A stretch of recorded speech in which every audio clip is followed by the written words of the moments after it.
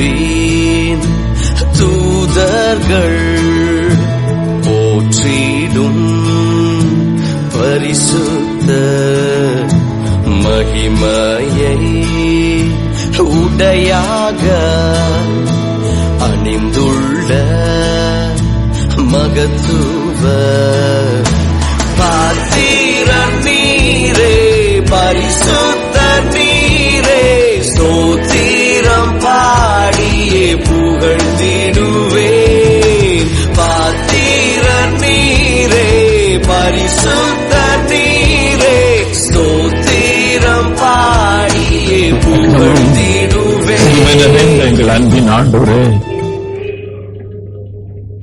நாங்கள் நிர்மூலமாகாதிருப்பது உங்களுடைய மகா பெரிய கிருபையா. சத்துரு வெள்ளம் போல வந்தபோது கர்த்தருடைய ஆவியானவர் அவனுக்கு விரோதமாய் கொடியேற்றினீரே, அதற்காய் உமக்கு ஸ்தோத்திரம். இந்த காலவேளை ஆராதனையை உங்களுடைய மகிமையான கரத்திலே வைத்து நாங்கள் செபிக்கிறோம். ஆண்டவரே, நாங்கள் மேன்மை பாராட்ட ஒன்றுமில்லை, உங்களுடைய எல்லாம் உடைய கிருபைதானப்பா. இந்த காலவேளை ஆராதனையை உடைய மகிமையான கரத்திலே வைத்து நாங்கள் செபிக்கிறோம். இயேசு கிறிஸ்துவின் வல்லமையுள்ள நாமத்தில் ஜெபிக்கிறோம் பிதாவே. நம்ம எல்லாரும் உட்காரும். இந்த காலவேளையில என்னுடைய செய்தியின் தலைப்பு என்னவென்றால், தேவனுடைய பெட்டி வைக்கப்பட்ட வீடு. கடந்த நாட்களில தேவனுடைய பெட்டியை சுமந்த ஆசாரியனை பற்றி நாம் தியானித்தோம். அதுக்கு அடுத்த வாரத்தில் தேவனுடைய பெட்டியை சுமக்கிற ஆசாரியனுடைய கால்களை குறித்து நாம் தியானித்தோம். இந்த வாரத்தில் தேவனுடைய பெட்டி வைக்கப்பட்ட வீட்டை குறித்து நாம் பார்க்க போகிறோம். நீங்கள் ஒருவேளை சோர்ந்து போய் வந்திருக்கலாம், கவலையோடு கூட வந்திருக்கலாம், போராட்டத்தோடு கூட வந்திருக்கலாம், இருதயத்திலே பலவிதமான பாரத்தோடு பலவிதமான நினைவுகளோடு கூட வந்திருக்கலாம். கர்த்தருடைய இருதயத்தை தன்னுடைய வல்லமையினால நிரப்பி அனுப்புவாராக. நீ அதிகமாய் நேசிக்கிற ஒரு புத்தகம் இந்த உலகத்திலே உண்டென்றால் அது வேத புஸ்தகமாய் இருக்க வேண்டும். நான் ரொம்ப வருஷம் பூமியிலே வாழ்கிறேன், ஆனால் ட்ரம்பை போல ஒரு அதிபரை நான் பார்த்ததே இல்லை. அமெரிக்கா தேசத்துல அவர் கையில 2 பைபிள் வச்சிருந்தார். உலகமே பார்க்குது 2 பைபிள். ஒன்னு அவங்க அம்மா கொடுத்த பைபிள். அவர் சின்ன பையனா இருக்கும்போது அவங்க அம்மா மரிக்கும் போது ட்ரம்ப கூப்பிட்டு சொன்னாரா, எப்பா இந்த பைபிளை நீ ஏன் ஞாபகமா வச்சுக்க. 2வது முன்னாள் அதிபதிங்க பதவி ஏற்கும் போது வச்சிருக்க 2 பைபிளையும் கையில வச்சுக்கிறார். அவர் பதவி ஏற்ற அன்னைக்கு லட்சக்கணக்கான பைபிள் அமெரிக்கால டிஸ்ட்ரிபியூட் பண்ணிருக்கிறார்.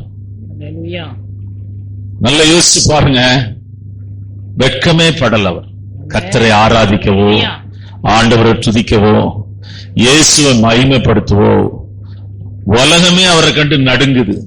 சீனாக்கு ரஷ்யாவுக்கு எச்சரிக்கை விட்டுக்கிறாரு, நீ நிறுத்தல, நீ யுத்தத்தை நிறுத்தல, உன் மேல தடை உத்தரவு போட்டுருவான், நிறைய வரிய போட்டு விட்டுருவான். அவர் வந்த சொன்னாரு, அந்த தீவிரவாதிகிட்ட சொன்னாரு, யுத்தத்தை நிறுத்தல, நான் வரும்போது உங்களுக்கு பயங்கரமா இருக்கும். அப்படியே யுத்தம் நின்று போச்சு. பாருங்க எவ்வளவு பவர்ஃபுல்லா இருந்தனா அவங்க அமெரிக்காவுக்கு பயப்படுவாங்கன்னு யோசிச்சு பாருங்க. அவர் ஆண்டவரை ஆராதிக்கவோ, வேதத்தை அருமையான ஜனங்களுக்கு கொடுக்கவோ அவர் வெட்கப்படவே இல்லை. நீங்கள் ஒருபோதும் வெட்கப்படாதிருங்கள். நான் நினைக்கிறேன் அதை நேசிச்சதுனாலதான் இன்னைக்கு உயர்ந்த இடத்துல இருக்கிறார்.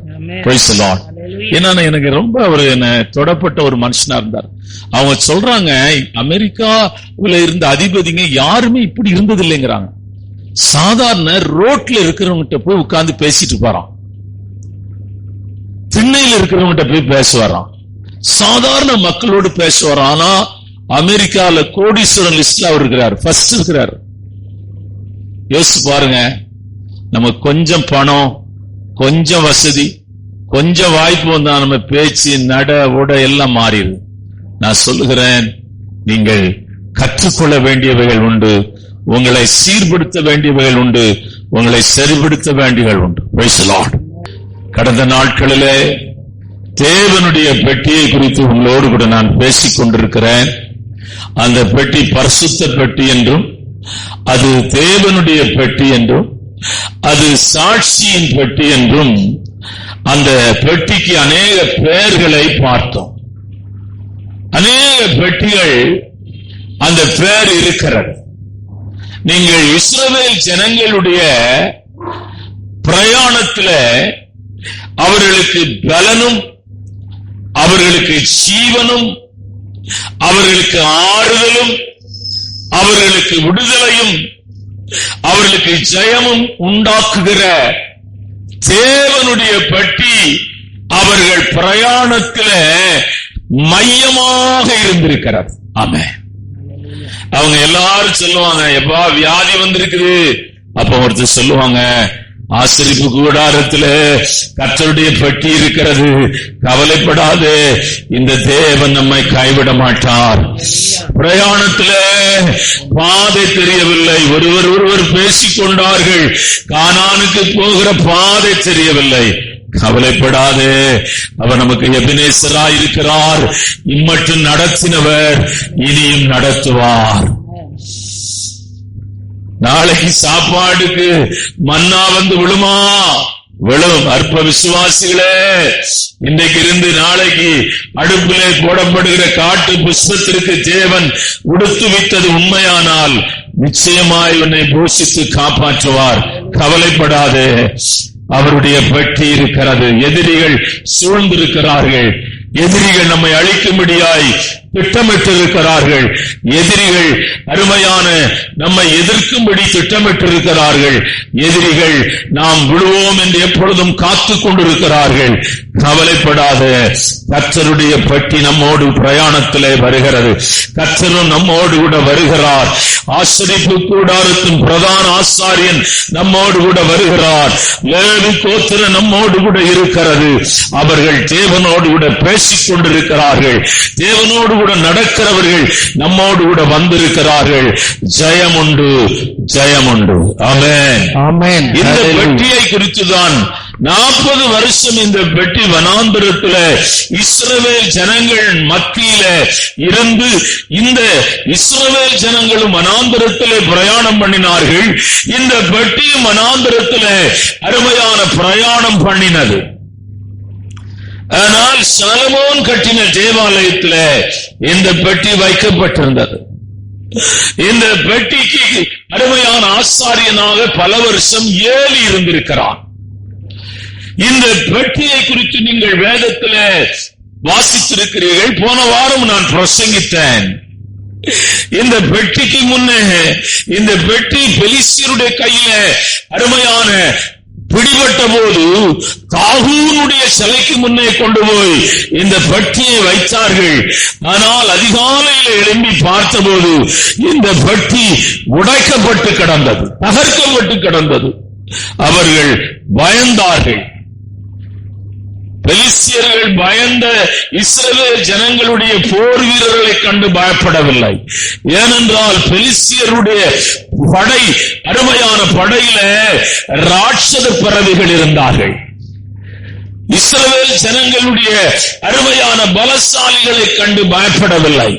ஒரு மனிதன் கோலியாத்தை கண்டு முழு இஸ்ரவேல் சேனையும் பயந்து நடுங்கினது.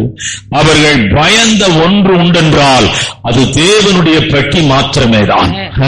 தேவனுடைய பெட்டி இஸ்ரவேல் ஜனங்கள் நடுவிலே இருக்கும் வரையிலும், இஸ்ரவேல் ஜனங்களிடத்திலே தங்கி இருக்கும் வரையிலும், இஸ்ரவேல் ஜனங்களிடத்திலே அருமையான அது இருக்கும் வரையிலும் ஜனத்திற்கு பாதுகாப்பும் விடுதலையும் உண்டு.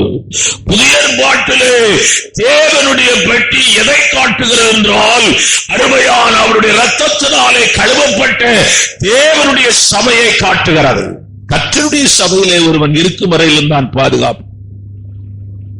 ஆண்டுடைய சபையை விட்டு அவன் வெளியே போவானானால், அருமையான தேவனுடைய பிள்ளைகளே, அவன் ஜீவனற்ற மனிதனாய் போய்விடுவான். சத்துருவின் பிடியிலே அவன் சிக்கிக் கொள்ளுவான். தன் குருவி தன் கூட்டை விட்டு எப்படி அலைகிறதோ அதை போல அவனுடைய ஆவிக்குரிய பகுதியும் அவனுடைய ஊழியங்களும் அவனுடைய விசுவாச ஓட்டமும் இருக்கும். அவன் முடிவு ஒரு காலம் மகிமையாயிருக்காது. ஏனென்றால் தேவனுடைய பெட்டியை குறித்த வெளிச்சம் அவனுக்கு இல்லை. தேவனுடைய பெட்டி எவ்வளவு மேன்மையானது என்று அவனுக்கு தெரியவில்லை. தேவனுடைய பெட்டி எவ்வளவு விசேஷமானது என்ற பார்வை, ஆவிக்குரிய பார்வை இல்லை. இது ஒரு சின்ன கட்டடம், ஒரு சின்ன கூட்டம் தான். ஆனால் கர்த்தருடைய பிள்ளையே, இது தேவனுடைய பெட்டியாயிருக்கிறது. தேவன் உலாவுகிற இடமாயிருக்கிறது. தேவன் பேசுகிற இடமாயிருக்கிறது. தேவ பிரசன்னம் நிரம்பியிருக்கிற இடமாயிருக்கிறது. இந்த இடத்திலே ஒருவன் வரும்போது அவனுடைய ஜீவிய பிரயாணம் மகிமையானதாய், மேன்மையானதாய், ஆசீர்வாதம் உள்ளதாய் மாறும் என்பதிலே எந்த சந்தேகமும் இல்லை. இந்த பெட்டி அருமையான தாவீதின் நாட்களிலே அருமையான தேவனுடைய பிடிபட்ட பெட்டியை பெலிஸ்தியருடைய சேனையிலிருந்து தாவீது தேவனுடைய ஆலயத்திற்கு கொண்டு போக வேண்டும் என்று அவன் நினைத்தான்.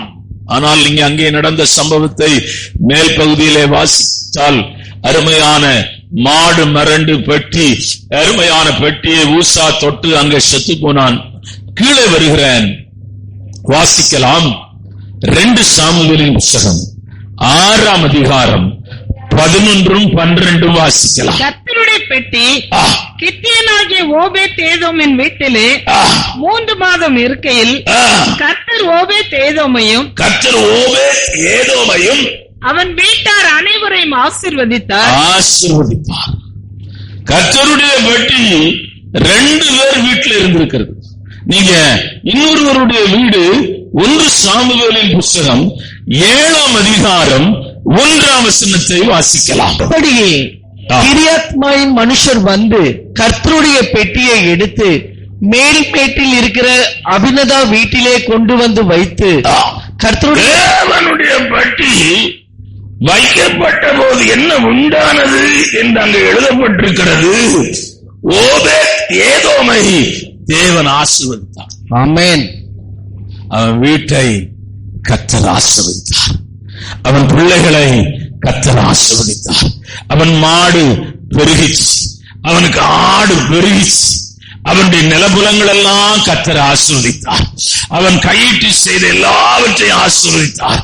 அதுவரையிலும் அவன் ஆசீர்வாதத்தை பார்க்காத மனிதன், அதுவரையிலும் ஆசீர்வாதத்துக்காக ஏங்கிக் கொண்டிருந்த மனுஷன், அதுவரையிலும் ஆசீர்வாதத்துக்காக அருமையான மனிதரை இவர்கள் உதவி செய்ய மாட்டார்களா, அவர்கள் உதவி செய்ய மாட்டார்களா, இங்கிருந்து நன்மை வராதா, அங்கிருந்து நன்மை வராதா, அருமையான தேவனுடைய பிள்ளைகளே, என் தகப்பனாருடைய சொத்து வராதா, எங்க தாத்தா சொத்து வராதா, இப்படியெல்லாம் மங்களாய்த்துக் கொண்டிருக்கலாம்.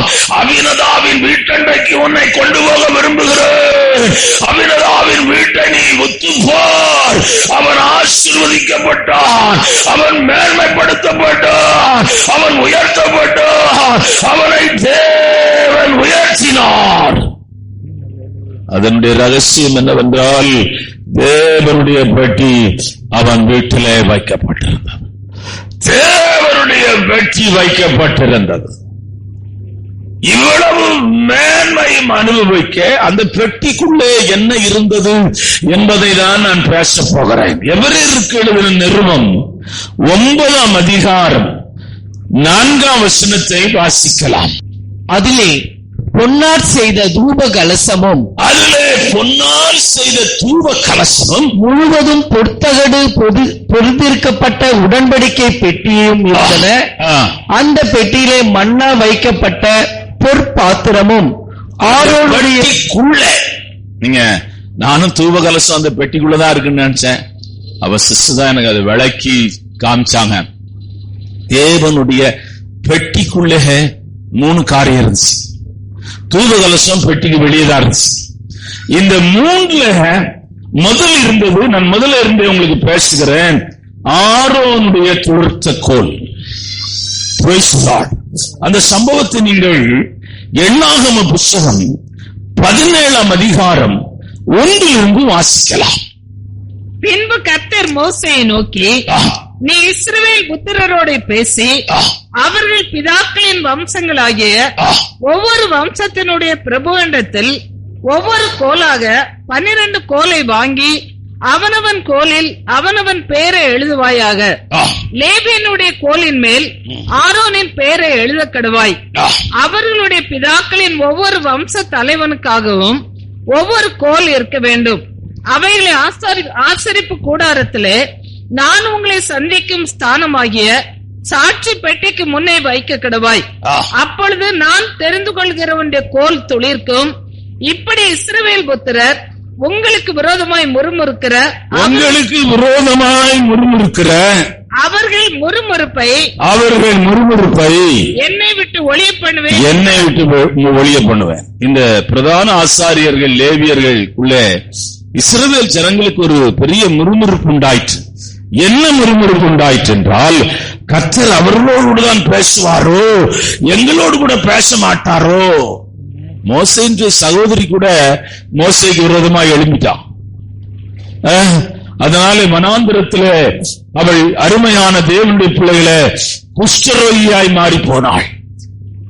ஆண்டவர் மோசேயின் சகோதரியை அருமையானவர்களே சகோதரி என்று கூட பார்க்கவில்லை. ஆரோனுடைய கோல் 12 கோத்திரம் இஸ்ரவேல் ஜனங்களுடைய பிரயாணத்திலே லேவி கோத்திரம் மாத்திரமே தான் என்ன செய்ய முடியும்? ஆசரிப்பு கூடாரத்துக்குள்ளே போக முடியும். ஆசரிப்பு கூடாரத்தின் வேலைகளை செய்ய முடியும்.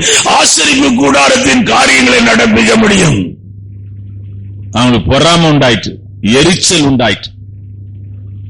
அவங்க எப்பவுமே பொறாமை எரிச்சல் இருந்தா தங்களுக்குள்ள ஒரு கூட்டத்தை சேர்த்துக்கிடுவான்.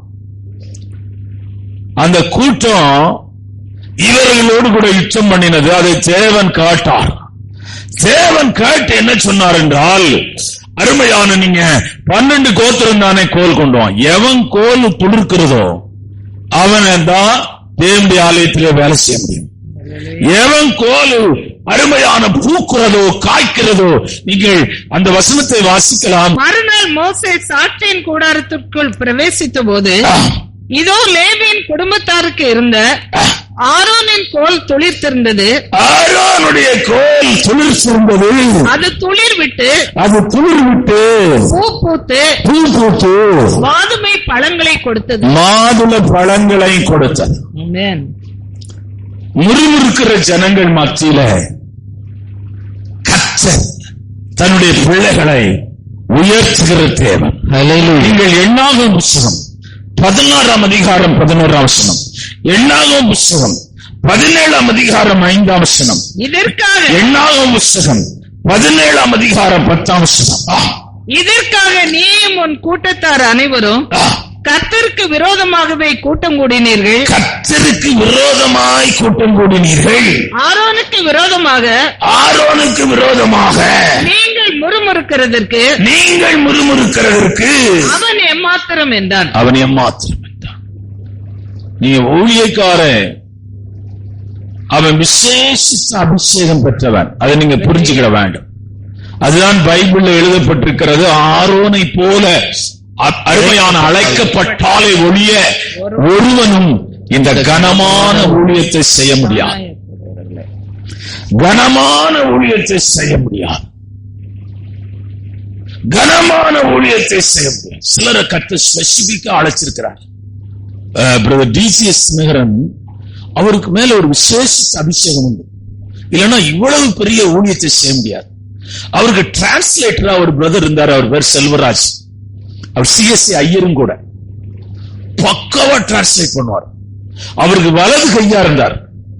ஆனா லட்சக்கணக்கான ஜனங்க வர்றதை பார்த்து அவர் தனியா ஊழியத்தை அவரை விட்டு பிரிஞ்சு தனியா ஊழியம் செய்தார்.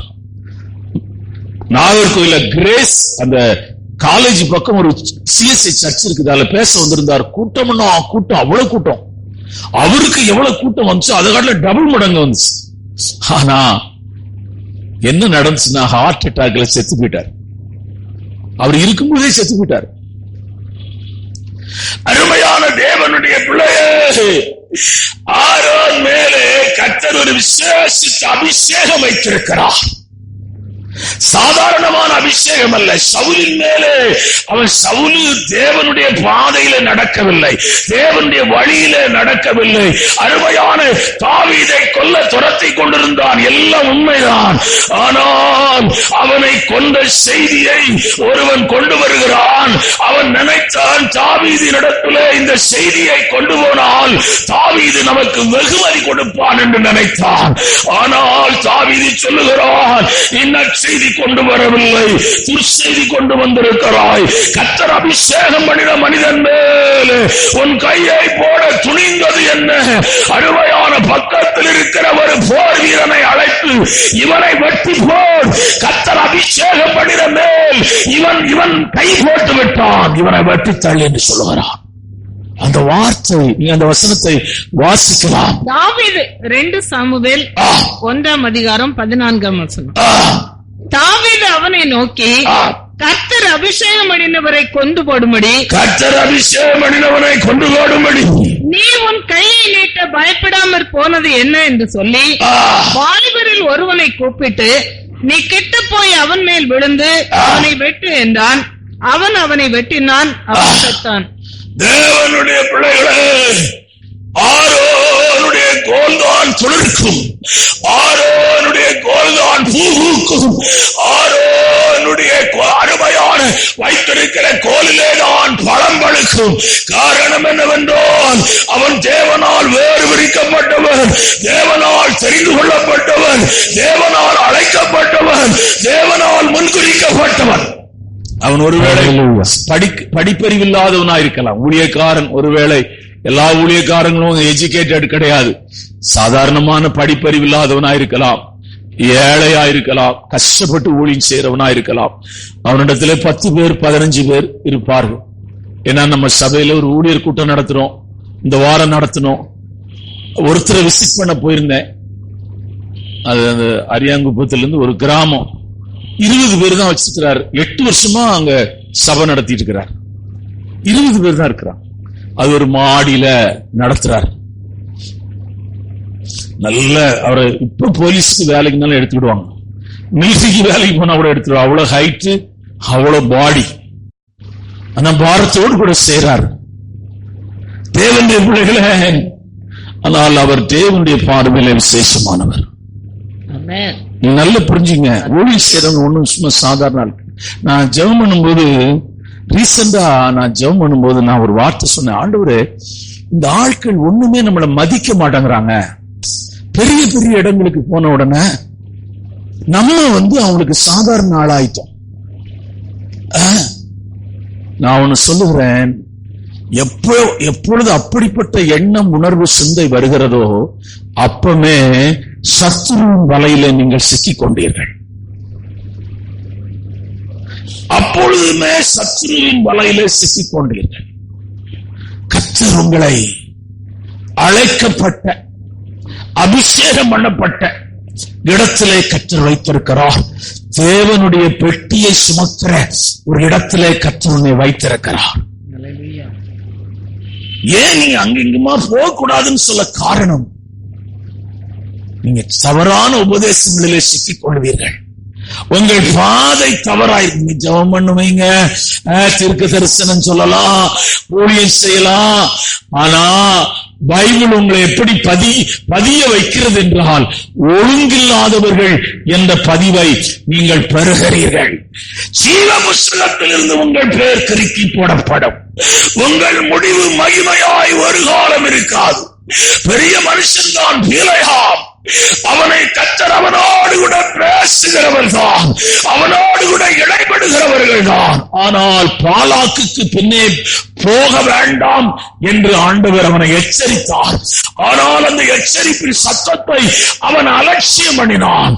அருமையான உருவின பட்டயத்தோடு கூட தேவதூதன் வந்து நின்றான், அதையும் அவன் அலட்சியம் பண்ணினான். அருமையானவர்களை கழுதை பேசினது, அதையும் அவன் அலட்சியம் பண்ணினான்.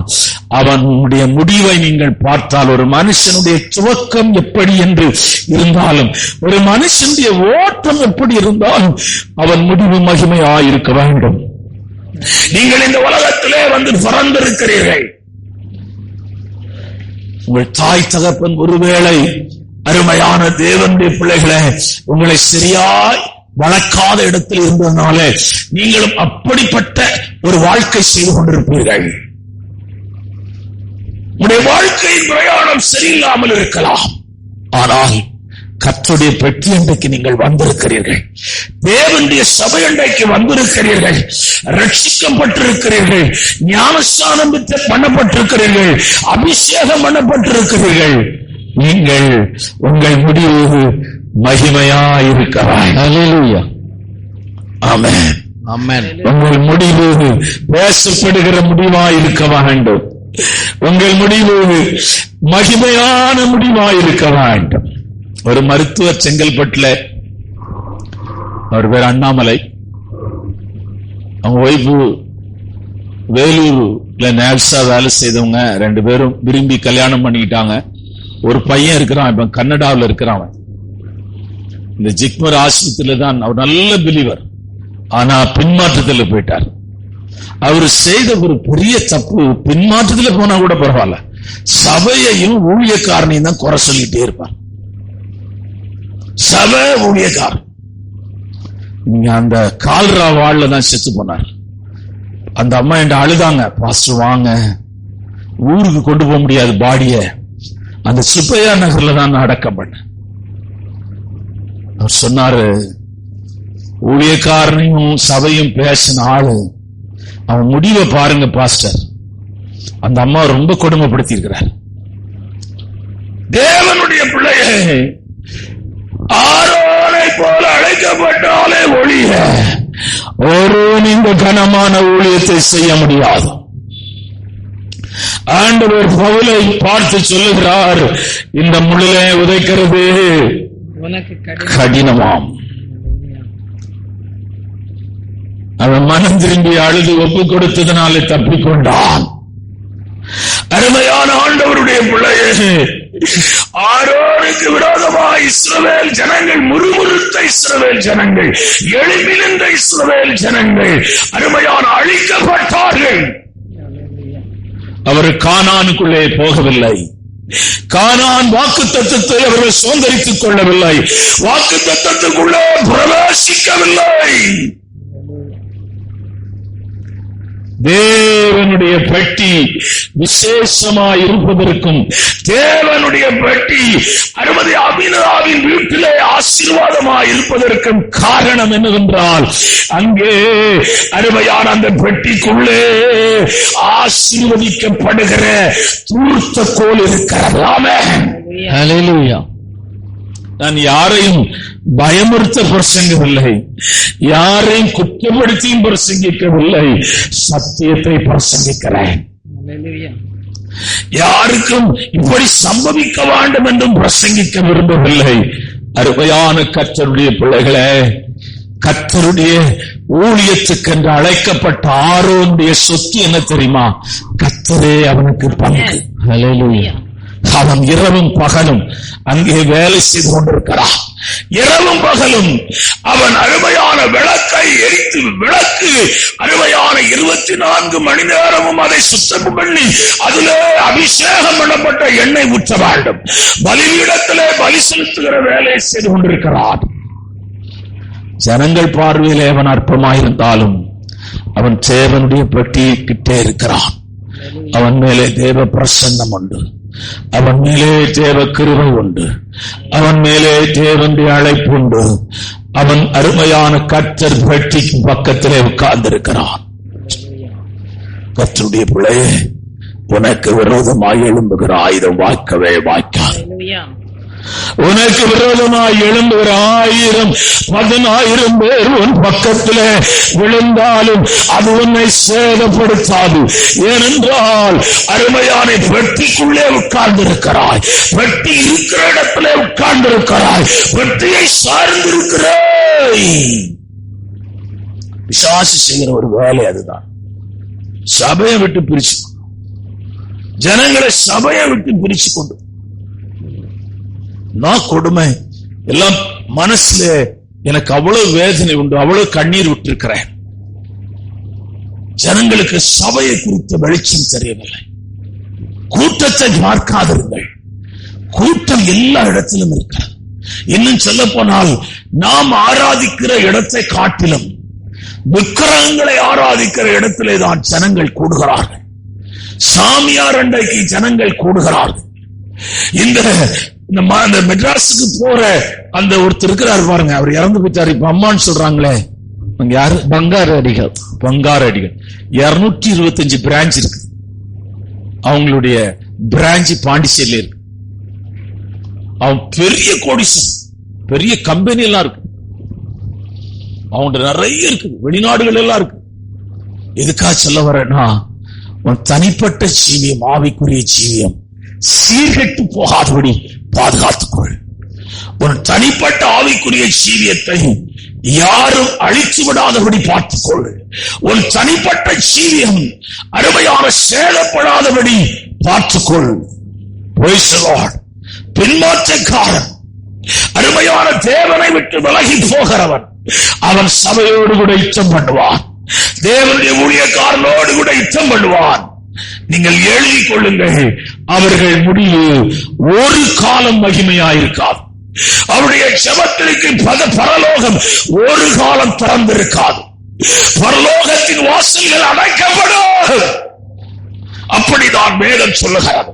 என்னை நோக்கி கர்த்தாவே கர்த்தாவே என்று கூப்பிடுவார்கள். ஆண்டவர் சொல்றாரு, உங்களை நான் அறியேன்னு சொல்றாரு.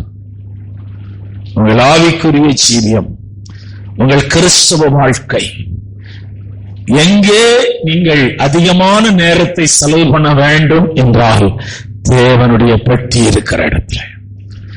இரண்டாவது, இந்த பெட்டிக்கு இருக்கிற மேன்மையை உங்களுக்கு சொல்லுகிறேன்.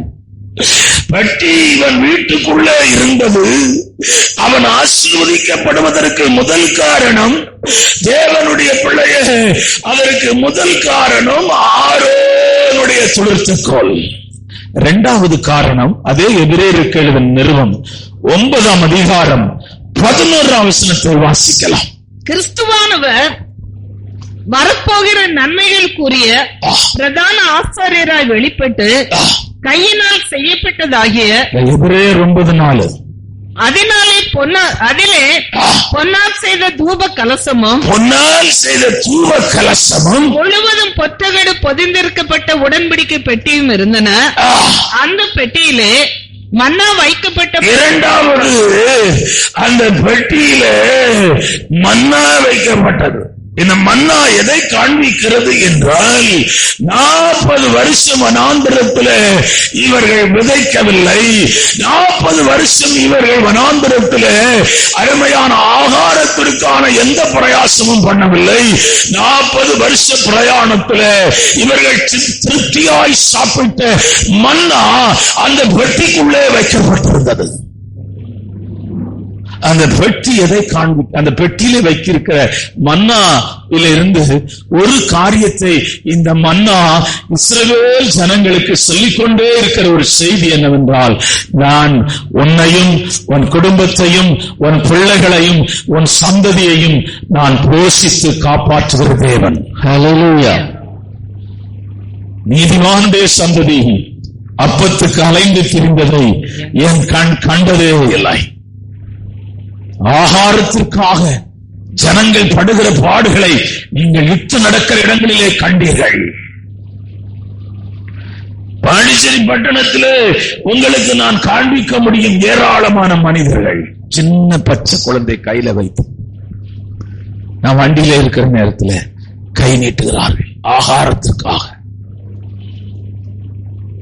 ஆகாரத்திற்காக ஜனங்கள் கஷ்டப்படுகிறவர்கள் உண்டு. லட்சக்கணக்கான ஜனங்களுக்கு ஒரே ஒரு நேரம் தான் ஆகாரம் கிடைக்கிறது. ஆனால் கர்த்தர் தன் ஜனத்தை போஷித்து காப்பாற்றுகிற தேவன். கர்த்தர் தன் ஜனத்தை போஷித்து காப்பாற்றுகிற தேவன்.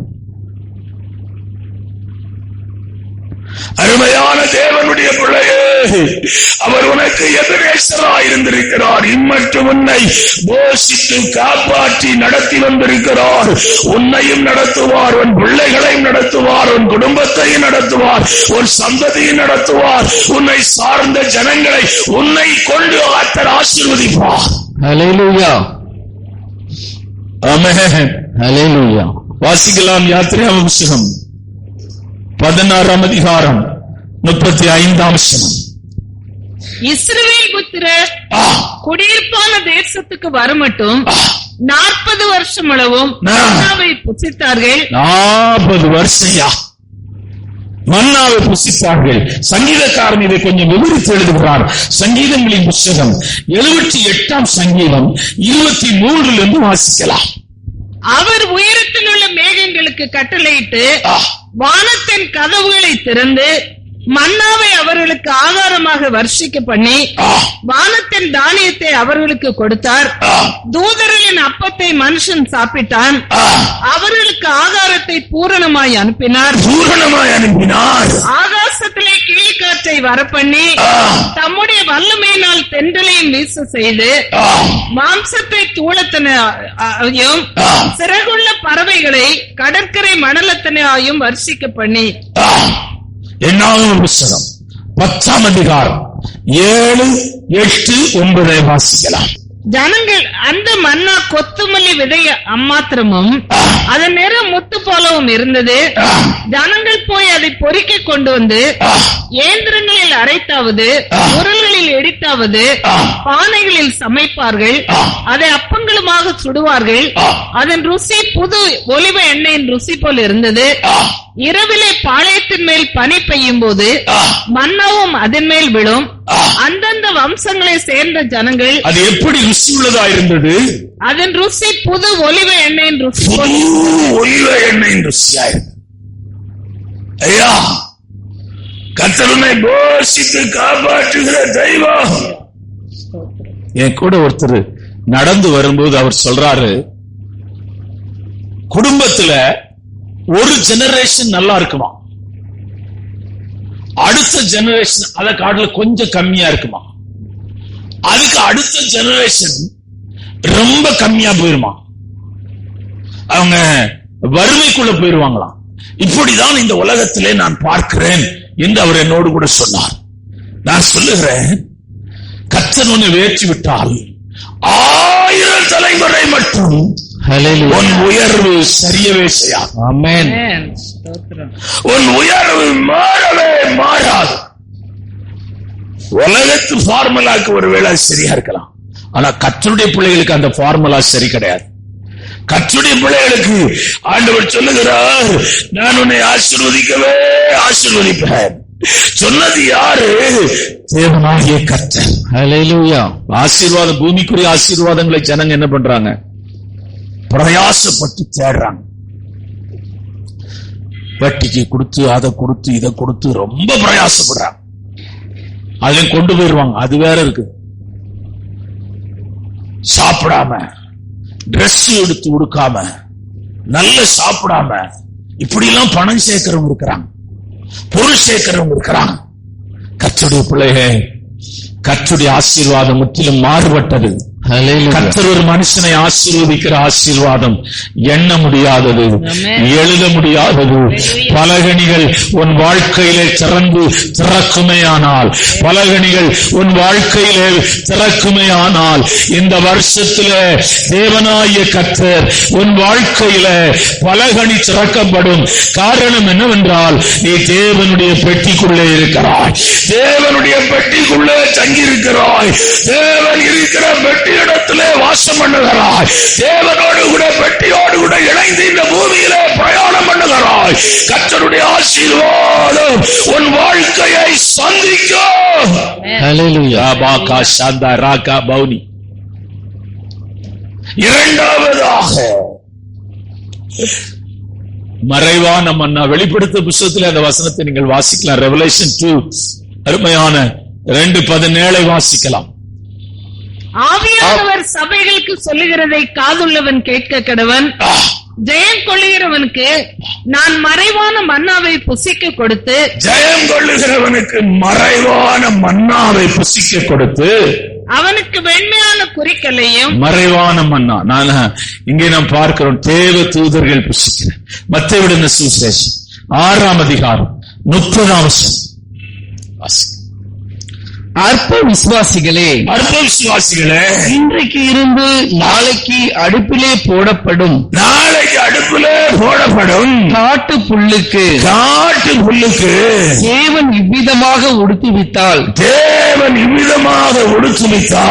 உங்களுக்கு உடுத்துவிப்பது அதிக நிச்சயம் அல்லவா? நிச்சயம். ஆண்டவர் உங்களுக்கு உடுத்து வைக்கிறது நிச்சயம். என்னென்ன அழகழகான ரோஜா பூ எடுத்துனா சிவப்பு இருக்குது, கருப்பு இருக்குது, கருப்பு பூ இருக்குது, ரோஸ் இருக்குது, வெள்ளை இருக்குது, பல டிசைன்ஸ் இருக்கு. நீங்க ஊட்டி கொடைக்கானல்லாம் போகும்போது அங்க ஏகப்பட்ட பூக்கள் பல நிறத்தில் இருக்கிறதை பார்க்கலாம். ஆண்டவர் எவ்வளவு அழகாக அதை உண்டு பண்ணியிருக்கிறார்.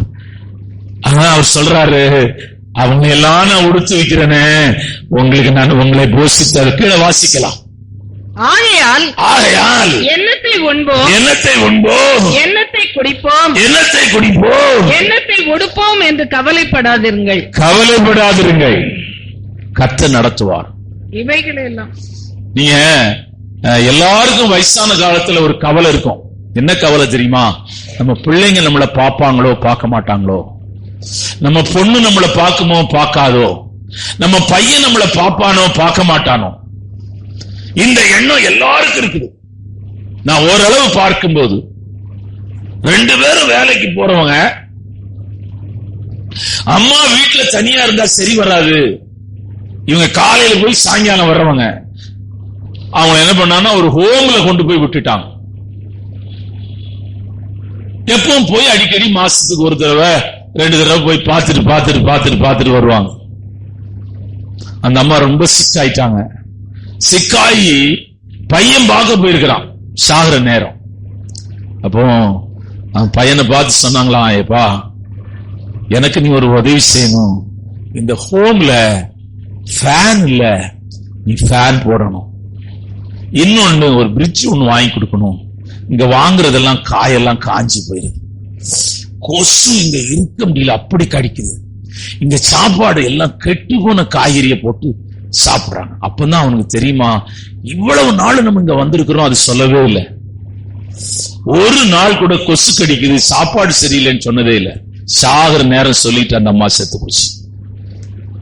நான் சொல்லுகிறேன், வயதான நாட்களில பிள்ளைகள் கைவிட்டாலும் கர்த்தரை கைவிடவே மாட்டார். பிள்ளைங்க இன்னைக்கு இருக்கிற எல்லாம் கிட்ட எல்லாம் அந்த கல்யாணம் ஆறுது வரலையும் சேலையெல்லாம் பிடிச்சிக்கிட்டே தொங்கிட்டே தான் வருவாங்க. மம்மி மம்மின்னு ஒரு தடவை 1000 மம்மி சொல்லுவாங்க. ஆனா வெளிநாட்டுக்கெல்லாம் இங்கே வேலைக்கு போயிட்டா அவங்களுக்கு பிள்ளை இல்லைன்னே நினைச்சிடுங்க. ஃபாரின் வேலைக்கு போயிட்டா சும்மா வீடியோ கால்லாம் எப்பவும் வரமாட்டாங்க. இந்தியாவில இருந்து என்ன வந்துடவா போறாங்க, இந்தியாவில இருந்து யாரும் வரமாட்டாங்க. உன்னை அவர் வயதான காலத்திலே அவர் உன்னை தாங்குகிற தேவன், வயதான காலத்திலே உன்னை ஏந்துகிற தேவன், வயதான காலத்திலே உன்னை சுமக்கிற தேவன், வயதான காலத்திலே அருமையான உன்னோடு கூட இருக்கிறவர். அதன் ரகசியம் என்னவென்றால், வாலிப நாட்களிலே நீ தேவனுடைய பெட்டி இருக்கிற இடத்திலே அதிக நேரத்தையும் காலத்தையும் செலவு பண்ணியிருக்கிறாய். நேரத்தை எவ்வளவு செலவு பண்ணிருக்கிற? டிவிக்கு முன்னாடி செலவு பண்ண நேரம் என்ன? சொந்தக்காரனுக்கு முன்னாடி செலவு பண்ண நேரம் என்ன? ஒருத்தர் சொல்றாங்க, சபைக்கு ரொம்ப நேரம் ஆயிடுச்சு. ஐசியூல போய் டாக்டர்கிட்ட சொல்ல முடியுமா, நீங்க ரொம்ப நேரமா எங்க பேஷண்ட வச்சுட்டே இருக்கிறீங்க, டிஸ்சார்ஜ் பண்ணுங்க, எங்களால இங்க இருக்க முடியாது, எங்களுக்கு ஒரு மாதிரி இருக்குது, கையெடுத்து கும்பிட்டு வெளியே பண்றோம். ஏமா அந்த பேஷண்ட வெளியே அனுப்பிட்டோம். நீங்க என்ன சொல்றீங்க?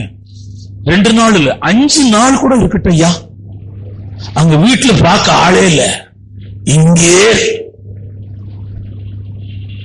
நாளைக்கு அனுப்பலான் இருக்கிற வேண்டவே வேண்டாம், இன்னும் 2 நாள் கூட அங்க படுத்து கிடக்கட்டும். கர்த்தருடைய சமூகம் பூமியின் யாத்திரையில இன்பமான இடமாக மாறுவதாக. மோசே சொல்லுகிறான், உம்முடைய சமூகம் எனக்கு முன்னே வராமல் போனால் என்னை அழைத்துக் கொண்டு போகாதே. தேவனுடைய தேவனுடைய பெட்டிக்குள்ளே நீ இருக்கிறபடியால் அவர் உன்னை போஷித்து காப்பாற்றுகிற தேவன். ஆமென். போஷித்து காப்பாற்றுகிறவர், ஆதாரம் கொடுத்து உன்னை போஷித்து காப்பாற்றுகிறது. நான் பிரதர் சொல்லும்போது சொல்லுவேன், நீங்க இருக்கும் வரையிலும் தாராளமா கொடுங்க சாப்பாடு, அளவு பார்க்காதீங்க. திருப்தியாய் ஜனங்க சாப்பிட்டு போட்டு, திருப்தியாய் ஜனங்கள் சாப்பிடட்டும். Glory to God. என்றால் நமக்கு நன்மை செய்கிறவர் தேவனாய கர்த்தர், நமக்கு உதவி செய்கிறவர் தேவனாய கர்த்தர். பிரதர் 1ஆம் தேதினா அரிசியை கொண்டு போட்டுருவார், ஒரு மூட்டை அரிசி போடுவார். பத்தாது, ஆனால் ஒரு மூட்டை அரிசியை கொண்டு போட்டுருவார். பிரதர், உங்களையும் உங்க மனைவி பிள்ளைகளையும் கர்த்தர் ஆசீர்வதிப்பார். ஆமென், ஆமென். ஆண்டவர் ஆசீர்வதிப்பார். ஏனென்றால் தேவனுடைய பெட்டியை சுமக்கிற ஏதோ ஒரு இடத்துல நீங்கள் தேவனுடைய சபையை சுமந்து கொண்டு வருகிறீர்கள், தேவனுடைய பெட்டியை சுமக்கிறீர்கள், தேவனுடைய பெட்டியை சுமக்க உங்களை ஒப்புக் கொடுத்திருக்கிறீர்கள். கர்த்தர் ஒரு காலம் அதை மறக்கவே மாட்டார். ஹல்லேலூயா, ஆமென். இரண்டாவதாக மன்னா வைக்கப்பட்டிருக்கிறது. இந்த மன்னா இஸ்ரவேல் ஜனங்கள், அருமையான மோசே அவன் யோசிக்கவில்லை. பாருங்க ஐயா, 17 லட்சம் புருஷருங்க மாத்திரம் 17 லட்சம் எகிப்திலிருந்து புறப்படும் போது. ஒவ்வொருத்தருங்க எத்தனை வைஃப் இருப்பாங்க? ஐயா, டஜன் கணக்கா வைஃப் வச்சிருப்பாங்க. பிள்ளைங்க யாரு? அது ஒரு பெரிய ரேஷன் கார்டுல எல்லாம் எழுத முடியாது, ஆதார் கார்டு கூட எல்லாம் கொண்டு வர முடியாது. அப்படி அந்த காலத்தில் ஒரு ஆதார் கார்டு இருந்தா இவ்வளவு பெருசா, இவ்வளவு பெருசு ஆதார் கார்டு. அப்படி ஜனங்க வந்துட்டு இருக்கிறாங்கய்யா. இவன் நினைக்கிறான் இவ்வளவு பேரை கொண்டு போகணும், காலை டீ கூட கொடுக்க முடியாது. டீ வாங்கினா பால், இந்த பாண்டிச்சேரி இருக்கிற பால் பண்ணையில இருக்கிற அவ்வளவு பாலையும் டீ போட்டா கூட அவ்வளவு பேர் கொடுக்க முடியாது. யோசிச்சு பாருங்க. பாண்டிச்சேரியினுடைய பாப்புலேஷனே மொத்தமே 17 லட்சம் தானா. பாண்டிச்சேரி இப்போ பழசு 16 இருந்து 1 கூடி இருக்கு, அவ்வளவுதான் இருக்கிறாங்க. 17 லட்சம் பேர் தான் இருக்கிறாங்க. அங்க புருஷர் மாத்திரம் 17 லட்சம். யோசிச்சு பாருங்க. இட்லியை பிச்சு கொடுத்தா கூட கொடுக்க முடியாது. ஆனா மோசேக்கு ஒண்ணு தெரியும், கர்த்தர் இவ்வளவு ஜனங்களையும் போஷித்து காப்பாற்ற அவராலே முடியும், அவராலே கூடும், அவர்தான் அதை செய்ய முடியும். ஆகவே இந்த ஜனத்தை என் கரத்திலே கொடுத்து பாலும் தேனும் ஓடுகிற கானானுக்கு கொண்டு போக உன்னை அழைத்தேன் என்று சொன்னவர் அவர் நடத்துவார். ஆமென். உன்னை அழைத்தவர் நடத்துவார், உன்னை தெரிந்து கொண்டவர் நடத்துவார், உன்னை முன்குறித்தவர் நடத்துவார். உன்னை அழைத்தது ஒரு மனுஷன் அல்ல, உன்னை அழைத்தது தேவாதி தேவனையா. ஆமென். உன்னை அழைத்தது தேவாதி தேவன், உன்னை தெரிந்து கொண்டவர் தேவாதி தேவன், உன் குடும்பத்தை தெரிந்து கொண்டவர் தேவன். உன் வாலிப நாட்களிலே ஆண்டவர் உன்னை தெரிந்திருக்கிறார். வாலிப நாட்களிலே கர்த்தரை பின்பற்றும்படியான ஒரு இதயத்தை தேவன் உனக்கு கொடுத்திருக்கிறார். ஹல்லேலூயா. இந்த வாலிப நாட்களிலே சபைக்கு வராம, என் பிள்ளைகளையும் சேர்த்தான் பிரசங்கம் பண்றேன், சபைக்கு வராம, அங்க வராம, இங்க வராம இருந்தனா வயசான காலத்துல ரொம்ப வருஷம் அவங்க அழணும், அவங்க ஓட்டம் அழுது கொண்டேதான் முடியும். அது யாரா இருந்தாலும் சரி, பாஸ்டர் பிள்ளையோ பாஸ்டர் ஐஸ்டன் பிள்ளையோ. ஆமென். ஆண்டவரை தேடுகிற நாட்களிலே, ஆண்டவரை ஆராதிக்கிற நாட்களிலே, ஆண்டவரை பின்பற்றுகிற நாட்களே நாள் கர்த்தர் உனக்கு கொடுத்திருக்கு. நீ இப்ப என்னைக்கு போல எழும்ப முடியாது. கஷ்டம் எப்படியாயிலும் உங்களை பலப்படுத்தி உற்சாகப்படுத்தி உங்களுக்குள்ள வசனத்தை வச்சு உங்களை அருமையான ஆசீர்வதிச்சு அனுப்பணும்னு சொல்லி பரிசுத்த ஆவியானவர் அருமையான பாரப்படுகிறார். ஊழியக்காரன் பாரப்படுகிறார். தேவனுடைய பிள்ளைகள் அருமையான பாரத்தோடு கூட செபிக்கிறார்கள். ஆமென். அந்த தெருவில் எத்தனையோ வீடு இருக்குது. எவ்வளவு வீடு இருக்கு யோசிச்சு பாருங்க. அபினதாவின் வீடு, அந்த வீட்டு எவ்வளவோ வீடு இருக்கு. ஒரே ஒரு வீட்டுல மட்டும் அருமையான ஆசீர்வாதம் வந்துகிட்டே இருக்குது. ஒரே ஒரு வீட்டுல எல்லா இடமும் பஞ்சம். ஒரே ஒரு வீட்டுல எண்ணெய் எடுத்தா எண்ணெய் வருது, மாவு எடுத்தா மாவு வருது, வந்துகிட்டே இருக்குயா. இப்ப நம்ம வீட்டுல போய் மாவு எடுத்துனா இருந்த கொஞ்சம் மாவும் புளி வச்சிருக்கு. எண்ணெய் எடுக்க போனா எண்ணெய் ஊச்சுனா அது கொதிக்கவே மாட்டேங்குது, கெட்டுஸ். கர்த்தர் உன் குடும்பத்தையும் உன் பிள்ளைகளையும் உன் வாழ்க்கையும் கர்த்தர் ஆசீர்வதிப்பார். காலையில வண்டி ஸ்டார்ட் பண்ணா பெட்ரோல் இல்ல, அப்படியே ஸ்டார்ட் பண்ணாலும் ஒரு வாங்கி அடிச்சுனா ஸ்டார்ட் பண்றது கலந்து பொத்துன்னு விழுது. ஆமா, அப்படிதான் விழுது. தேவன் இந்த கால வேளையில உன்னை கொண்டு வந்ததின் நோக்கம் என்ன தெரியுமா? தேவனுடைய பெட்டி அண்டையிலே நேரத்தை நீ செலவு பண்ணுகிறபடினால், தேவனுடைய பெட்டி அண்டையிலே உன் காலத்தை செலவு பண்ணுகிறபடினால் உன்னை ஆசீர்வதிப்பதிலே அவர் கவனமாக இருக்கிறார். இந்த பெட்டிக்குள்ளே இருக்கிற முதல் மேன்மை என்னவென்றால், இந்த பெட்டிக்குள்ளே ஆரோனுடைய தொழிற்கோல் இருக்கிறது. இந்த பெட்டிக்குள்ளே 40 வருஷமாய் இஸ்ரவேல் ஜனங்களை போஷித்த மன்னா இருக்கிறது. மூன்றாவது அந்த பெட்டிக்குள்ளே வாசிக்கலாம், ஆரோனுடைய எபிரேயர் 9:4 வாசிக்கலாம். அந்த பெட்டியிலே மன்னா வைக்கப்பட்ட பொற்பாத்திரமும் ஆரோனுடைய தளிர்த்த கோலும் ஆரோனுடைய துளிர்த்த கோலும் உடன்படிக்கையின் கற்பலகைகளும் இருந்தன. உடன்படிக்கையின் மூன்றாவது உடன்படிக்கையின் கற்பலகை அதற்குள்ளே இருந்தது. அருமையான கர்த்தருடைய பிள்ளைகளே, ஆண்டவருடைய வசனம் சபைக்குள்ளே என்ன மேன்மை இருக்கிறது என்றால், வசனம் பிரசங்கம் பண்ணப்படுகிறது. ஆமென். வசனம் பிரசங்கம் பண்றோம். ஆசாரியனுடைய உதடுகளிலே வசனத்தை தேடுவார்களே அவன் கர்த்தருடைய தூதன். அப்படித்தானே எழுதி இருக்குது, வாசிக்கலாம். ஆசாரியனுடைய உதடுகளில் அறிவை காக்க வேண்டும். வேதத்தை அவன் வாயிலே தேடுவார்களே அவன் சேனைகளுடைய கர்த்தருடைய தூதன். ஹல்லேலூயா. சாதாரண ஆள் கிடையாது. உங்களோடு கூட நான் பழகுகிறேன், பேசுறேன். ரொம்ப குடும்பம் போல இருக்கிறதுனால,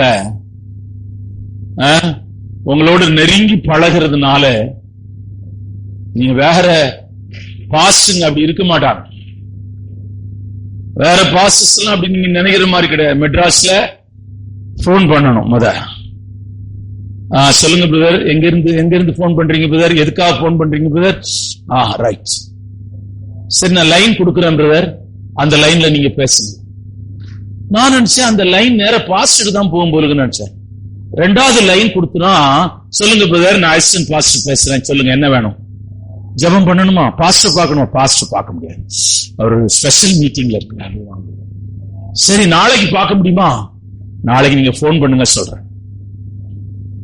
இப்படிதான் எல்லாரும் இருக்கிறாங்க. போப் ஆண்டவர் எப்படி இருக்காரு பாத்தீங்களா? இப்படியே வருவார். உலகத்துல அமெரிக்கா ஜனாதிபதிக்கு எவ்வளவு பாதுகாப்போ அதை காட்டிலும் அதிக பாதுகாப்பு பணம் செலவு பண்ணப்படுகிற ஒரு மத தலைவர் உண்டு என்றால் போப் ஆண்டவர் தான். அமெரிக்காவில் இருக்கிற அருமையான தேவனுடைய பிள்ளைகளை ஜனாதிபதிக்கு செலவுனா எனக்கு ஆச்சரியமா போச்சு. போப் ஆண்டவருக்கு அதை காட்டிலும் அதிகமா பணம் செலவு பண்றாங்களாம் அவருடைய பாதுகாப்புக்கு. அப்போ அவர் அப்படிதான் வருவாரு. ஐயோ ரொம்ப கஷ்டம். ஒருத்தர் சொல்றாங்க 2 வாரத்துக்கு அப்பாயின்மெண்ட் வாங்கணுமா பாஸ்டர் பார்க்கணும்னா. 2 வாரத்துக்கு முன்னாடி அப்பாயின்மெண்ட் பார்க்கணுமா. அப்பாயின்மெண்ட்டும் நீங்க சீனியாரிட்டி உங்க அந்த லிஸ்ட்ல இருந்தாதான் நீங்க பார்க்க முடியுமா சொல்றாங்க. ஒரு அப்பாயின்மெண்ட் இல்லாத பாக்குற ஒரு ஆளு எல்போர்டு ஆளு நான் தான். அவன் அவங்க எல்லாரும் என்ன எப்படி வச்சுக்கிறாங்கன்னா, எல்போடு பாஸ்டர்னு வச்சுக்கிறாங்க. அதான் அவங்க பாட்டுக்கு பேசுறாங்க, அவங்க பாட்டுக்கு என்னெல்லாம பேசிட்டு இருக்கிறாங்க. நான் எனக்கு ரொம்ப ஆச்சரியம் என்னன்னா, நான் இயேசு மாத்திரம் எனக்கு தெரியலன்னா சாமியாரா போயிருப்பேன். சாமியாருக்கு இருக்கிற மதிப்பு என்ன மதிப்புன்னு நினைக்கிறேன். அருமையான ஆண்டவருடைய பிள்ளைகளே, பெட்டி சுமக்கிற ஆசாரியன் இவைகளெல்லாம் காட்டிலும் மேலானவன், இவர்களெல்லாம் காட்டிலும் உயர்ந்தவர்கள். அவன் ஒருவேளை அவன் தங்குகிற வீடு சின்ன வீடா இருக்கலாம், அவன் செய்கிற ஊழியம் சின்னதா இருக்கலாம், அவனை அருமையானவன் பிரசங்கம் ஒருவேளை புரியாததா இருக்கலாம், அவனுக்கு ஒரு பாட தெரியாதவனா இருக்கலாம், ஒருவேளை அவனுக்கு ஆர்கன் வாசிக்க தெரியாதவனா இருக்கலாம், ஒரு ஜெபம் பண்ண தெரியாதவனா இருக்கலாம். ஆனால் தேவனோ என் கர்த்தரவனை ஆரோனை போல அழைத்திருக்கிறார். ஹல்லேலூயா. இந்த பெட்டிக்குள்ளே அருமையான வசனம் இருக்கிறது. வசனத்தை கர்த்தர் இருதயத்துல வச்சிருக்கிறார். இல்ல நான் பேச முடியுமா? இத்தனை வருஷம் இவ்வளவு டாபிக்ல நான் பேசுறேன். ஒருத்தர் நேற்று கூட போன் பண்ணாங்க, ஆயிரக்கணக்கான தலைப்புல செய்திகள் இருக்கிறது, ஆச்சரியமா இருக்கிறது. பெட்டியை பத்தி இது 3வது தலைப்பு கொடுத்திருக்கிறேன். முதல் வாரம் பெட்டி சுமக்கிற ஆசாரியன், 2வது வாரம் பெட்டி சுமக்கிற ஆசாரியனுடைய கால்கள், 3வது வாரம் அருமையான பெட்டி வைக்கப்பட்ட வீடு. ஆமென். ஹல்லேலூயா. நீங்க சொன்னீங்கன்னா இந்த வருஷம் முழுதும் பெட்டியே பிரசங்கம் பண்ணி இந்த வருஷத்தை முடிச்சிடும். அவ்வளவு இருக்குது பெட்டிக்குள்ள. வசனம் வசனம். சங்கீதங்களின் புத்தகம் 105ஆம் சங்கீதம் 19ஆம் வசனத்தை வாசிக்கலாம். கர்த்தர் சொன்ன வார்த்தை நிறைவேறும் அளவும் அவருடைய வசனம் அவனை புடமிட்டது. வசனம் என்ன செய்கிறது? அவனை புடமிடுகிறது, அவனை சரி பண்ணுகிறது. யோசேப்பை குறித்து எழுதப்பட்டிருக்கிறது, அருமையான தரிசனம் பெற்று விட்டார், தேவனுடைய வாக்குத்தத்தம் அவன் மேல் இருக்கிறது, தேவனுடைய வார்த்தையை பெற்றிருக்கிறான், ஆசீர்வாதம் வரவில்லை, அவன் இப்பொழுது குழியிலே தள்ளப்பட்டிருக்கிறான், இப்பொழுது அவன் அருமையான விற்கப்படுகிறான், இப்பொழுது அவன் போத்திபாருடைய மனைவியினாலே கேவலப்படுத்தப்படுகிறான், இப்பொழுது அவன் சிறைச்சாலையில் இருக்கிறான். அருமையான அவனை, அவனுடைய வசனம் அவனை புடமிட்டது. இப்பொழுது அவன் எங்கே இருக்கிறான் என்றால், புடமிட்டு முடித்தவுடனே எகிப்திலே அருமையான தேவனுடைய பிள்ளை ராஜா உட்கார்கிற இடத்திலே, பார்வோன் உட்கார்கிற இடத்திலே அவன் உட்கார்ந்திருக்கிறான். கர்த்தர் நல்லவர், அவர் பெரியவர், அவர் அதிசயமானவர், அவர் அற்புதமானவர். இப்போ ஒருவேளை சில கஷ்டங்களை அனுபவிக்கிறவங்க இருக்கிறீர்கள், சில பாடுகளை அனுபவிக்கிறவர்கள் இருக்கிறீர்கள். ஒரு பாஸ்டர் மதுரையிலே நான் ஊழியர் செய்த காலத்துல அவர் வருவார், ஒரு வேஷ்டி சட்டை போட்டிருப்பார், திருநெல்வேலி பக்கத்துல ஏதோ ஒரு கிராமத்துல ஊழியர் செய்வார். அந்த பாஸ்டர் ஒரு சின்ன காணிக்கை கொடுப்பார். நான் அங்கே உட்கார்ந்து இருந்தேன். நான் காணிக்க வாங்கிட்டு நீங்க பஸ்ல போங்க, பஸ் ஸ்டாண்டுக்கு போகணும். பஸ் ஸ்டாண்ட், அவர் வயசானவர், அவரால் நடக்க முடியாத, அவர் நடந்தே போறாரு. நான் சொன்னேன், என்னையா காசு உங்களுக்கு ஐயா கொடுத்தார்ல, காணிக்க கொடுத்தாரு, ஏன் நடந்து போறீங்க? ஐயா அந்த காசு இருந்தா எங்க வீட்டு செலவுக்கு ரொம்ப பிரயோஜனமா இருக்கும், அதனால தான் நடந்து போறேன். அப்ப நான் சொன்னேன், என் சைக்கிள்ல ஏறிக்கிடுங்க சொல்லி நான் அவரை பஸ் ஸ்டாண்ட்ல விடும்போது அவர் தன் கஷ்டத்தை சொன்னார். எனக்கு என்னன்னா, இவ்வளவு கஷ்டத்துல ஊழியம் செய்யணுமா, இவ்வளவு வறுமையில ஊழியம் செய்யணுமா? அப்புறம் நான் அதை மறந்துட்டேன், அவரையும் விட்டுட்டேன். ரொம்ப வருஷம் கழிச்சு அவர் மறுபடியும் பார்க்க ஒரு வாய்ப்பு வந்துச்சு. அவர் சொன்னாரு, அப்ப கார்ல வர்றாரு. என்னடா இவர் அன்னைக்கு பிடிச்சா நீ கார்ல வர்றாரு சொல்லிட்டு நான் கேட்டேன், என்னையா சைக்கிள்ல நான் உங்களை ஏற்றிட்டு போனேன், எனக்கு ஞாபகம் இருக்குதான்னு கேட்டேன். இருக்குதியா, இப்ப நீங்க ஆளு பிரம்மாண்டமா வந்திருக்கிறீங்களே, என்ன விஷயம்? ஐயா என் பையனை படிக்க வச்சேன், இன்ஜினியரிங் படிக்க வச்சையா, அவன் செலக்ட் ஆயிட்டான், ஜெர்மன்ல பெரிய கம்பெனில வேலை செய்யறான், கர்த்தர் எனக்கு தாராளமாய் கொடுத்திருக்கிறார், என்னை ஆசீர்வதித்திருக்கிறார், என் ஊழியர் ஆசீர்வாதமாய் இருக்கிறது. ஆகவே நான் இப்பொழுது நான் பட்ட பிரயாசத்தை கர்த்தர் மறக்கவில்லை. நான் பண்ணின பிரசங்கம் கண்ணீரோடு கூட பிரசங்கித்த வாரம் உண்டு, துக்கத்தோடு பிரசங்கித்த வாரம் உண்டு. மற்றவர்களுக்கு துக்கத்தை நீங்கள் ஆறுதலாய் போங்கள் என்று நான் பிரசங்கிப்பேன். ஆனால் நான் துக்கத்தில் இருப்பேன். மற்றவர்களை கண்ணீர் விடாதிருங்கள் என்று பிரசங்கிப்பேன். நான் கண்ணீரிலே இருப்பேன். மற்றவர்களுக்கு வறுமையெல்லாம் கர்த்தர் நீக்குவார் என்று பிரசங்கித்தேன். ஆனால் நான் வறுமையில் இருப்பேன். மற்றவர்கள் வியாதி நீங்கி நீங்கள் சுகமாவீர்கள் என்று பிரசங்கிப்பேன். ஆனால் நான் பலவீனமாயிருப்பேன்.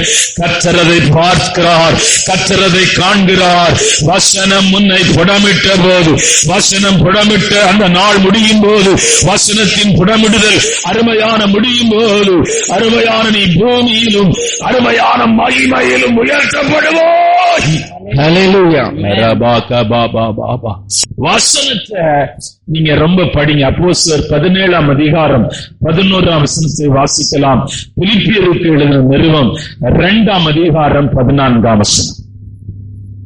அந்த பட்டணத்தார் மனோவாஞ்சையாய் வசனத்தை ஏற்றுக்கொண்டு காரியங்கள் இப்படி இருக்கிறதா என்று தினந்தோறும் வேத வாக்கியங்களை ஆராய்ந்து பார்த்ததினால் தெசலோனிக்கேயில் உள்ளவர்களை பார்க்கிலும் நற்குணசாலிகளாய் வேத புஸ்தகம் ஒன்றை நீங்கள் நேசிக்க மறந்து விடாது. நான் பிரசங்கம் பண்ணதுக்கு முதலே சொன்னேன், அமெரிக்கா ஜனாதிபதியாய் பதவி ஏற்கிறவர் 2 பைபிளை கையில வச்சுக்கிறார். அவங்க தங்கி இருக்கிற இடத்துல இன்னொரு இடம் இருக்குதான், அங்க இருந்து நேர வரணுமா அந்த பதவி ஏற்கிற இடத்துக்கு. ஆனா அரசாங்கத்தெல்லாம் அவர் ஒன்னும் அந்த சட்டத்தெல்லாம் மதிக்கிற மாதிரி தெரியல. நேர சர்ச்சுக்கு போயிட்டாராம். சர்ச்சுக்கு போயிட்டு மறுபடியும் அங்க போறாரு. ஆனா எந்த ஜனாதிபதியும் அப்படி செய்தது இல்லையா, எந்த மனுஷனும் அப்படி செய்தது இல்லையா. அவங்க சொல்றாரு அந்த இடத்துக்கு அனுப்புனாங்களா, அது பல கிலோமீட்டர்ஸ், ஏன்னா அது பாதுகாப்பான இடம். அங்க போயிட்டோன்னா திருப்பி நேர பதவி எடுக்கதான் வரணுமா. அங்க இருந்து பார்த்தா இவங்க கும்பலே எங்க இருக்குதுன்னா சர்ச்சில் உட்கார்ந்து இருக்குது. நீங்க இருவீங்களா? சர்ச்சில் வருவீங்களா? ரேஷன் கார்டுல இன்னைக்கு கிரைண்டர் 2 போடுறாங்கன்னா யாரா ஞாயிற்றுக்கிழமை இருப்பீங்களா? 11 மணிக்கு இருக்கு. நான் பாஸ்டர் கொஞ்சம் லேட்டா வருவாங்க, வருத்தப்படாதீங்க, உங்களுக்கும் சேர்த்து கார்டை கொடுங்க, நான் வாங்கிட்டு வந்துடுறேன். ஆமா, ஞாயிற்றுக்கிழமை ஒரு நன்மை வருதுன்னா வருவீங்களா? தேவனுடைய பிள்ளையே, இந்த கால வேளையில கர்த்தருடைய பெட்டி தங்கி இருக்கிற இடத்துல, கர்த்தருடைய பெட்டி வாசம் பண்ணுகிற இடத்துல, கர்த்தருடைய பெட்டி அசைவாடுகிற இடத்துல, கர்த்தருடைய பெட்டி இருக்கிற இடத்துல நீங்கள் தங்கி இருந்தால் நேரத்தை செலவு பண்ணினால் அருமையான இந்த பெட்டி அமினதாவின் வீட்டை மாத்திரமல்ல, அருமையான கர்த்தருடைய பிள்ளைகள், அருமையான ஓபேத் ஏதோம் வீட்டை மாத்திரமல்ல, உன்னையும் உன் வீட்டையும் உன் குடும்பத்தையும் இந்த இயேசு உன்னை ஆசீர்வதிக்கிற தேவனாய் இருக்கிறார். குஷ்டரோகி வீட்டுல இயேசு வர திறந்து வச்சிருந்தான் அவன் வாசல. சகைவு அவர் வீட்டுக்கு வாசல திறந்து வச்சாயா அவர் உள்ள வர்றதுக்கு. ஏனென்றால் புதிய ஏற்பாட்டின் பெட்டி அருமையான தேவனுடைய சபையை காட்டுகிறதாயிருக்கிறது. புதிய ஏற்பாட்டின் தேவனுடைய பெட்டி இயேசுவை காட்டுகிறதாயிருக்கிறது. புதிய ஏற்பாட்டின் தேவனுடைய பெட்டி பரிசுத்த ஆவியானவரை காட்டுகிறதாயிருக்கிறது. புதிய ஏற்பாட்டின் தேவனுடைய பெட்டி தேவனுடைய வசனமாயிருக்கிறது. புதிய ஏற்பாட்டின் தேவனுடைய பெட்டி ஆரோனை போல் அழைக்கப்பட்ட தேவனுடைய ஊழியக்காரனை காட்டுகிறதாயிருக்கிறது. புதிய ஏற்பாட்டின் பெட்டி ரட்சிக்கப்பட்ட தேவனுடைய பிள்ளைகளாயிருக்கிறார்கள். அப்படியே நான் ஜெபம் வீட்டில் இருந்தனாலே அவனையும் அவனுக்கு உண்டானதையும் கர்த்தர் ஆசீர்வதித்தார். யோசேப்பு போத்திபாருடைய வீட்டில் இருந்ததுனாலே அவனையும் அவனுக்கு உண்டானதையும் நீர் ஆசீர்வதித்தீர். ஆமென். கர்த்தாவே, தேவனுடைய விசுவாசிகள் தேவனுடைய பெட்டியாயிருக்கிறார்கள். அவர்களுக்குள்ளே வசனம் இருக்கிறது, அவர்களுக்குள்ளே கிருபை இருக்கிறது, அவர்களுக்குள்ளே அபிஷேகம் இருக்கிறது, அவர்களுக்குள்ளே ரட்சிப்பு இருக்கிறது, அவர்களுக்குள்ளே ஆண்டவரே நீர் வைத்திருக்கிற கிருபை அவர்களுக்குடைய உள்ளத்திலே இருக்கிறதையா. இவர்கள் நிமித்தம் அந்த குடும்பமும் பிள்ளைகளும் ஆசீர்வதிக்கப்படுவதாக. ஹல்லேலூயா. மகிமையான கரத்திலே சபையை வைக்கிறேன். ஆசீர்வதியும். வியாதியாயிருக்கிறவர்கள் சுகமாகட்டும். படுக்கையில் இருக்கிறவர்கள் இயேசுவின் நாமத்திலே சுகம் உண்டாகட்டும். எல்லா ஹார்ட்டும் அருமையான இருதய சம்பந்தமான வியாதிகள் சுகமாகட்டும். கிட்னி ப்ராப்ளங்கள் இயேசுவின் நாமத்திலே சுகமாகட்டும். ஈரல் ப்ராப்ளங்கள் இயேசுவின் நாமத்திலே சுகமாகட்டும். எல்லா வியாதிகளும் சுகமாகட்டும். ஆண்டவரே, ஜனங்கள் ஆசீர்வதிக்கப்படட்டும். இயேசுவின் நாமத்தில் ஜெபிக்கிறோம் பிதாவே. என் ஆத்துமாவே கர்த்தரை ஸ்தோத்திரி, என் முழுவதுமே பரிசுத்த நாமத்தை ஸ்தோத்திரி. என் ஆத்துமாவே கர்த்தரை ஸ்தோத்திரி, அவர் செய்த சகல உபகாரங்கள். கர்த்தராகிய இயேசு கிறிஸ்துவின் கிருபை, பிதாவுடைய அன்பும் பரிசுத்த ஆவியானவருடைய அந்நிய ஐக்கியமும் இந்த காலவேளை ஆராதனையில் வந்த ஒவ்வொருவரோடும் விசேஷ விதமாயிருக்கிறது.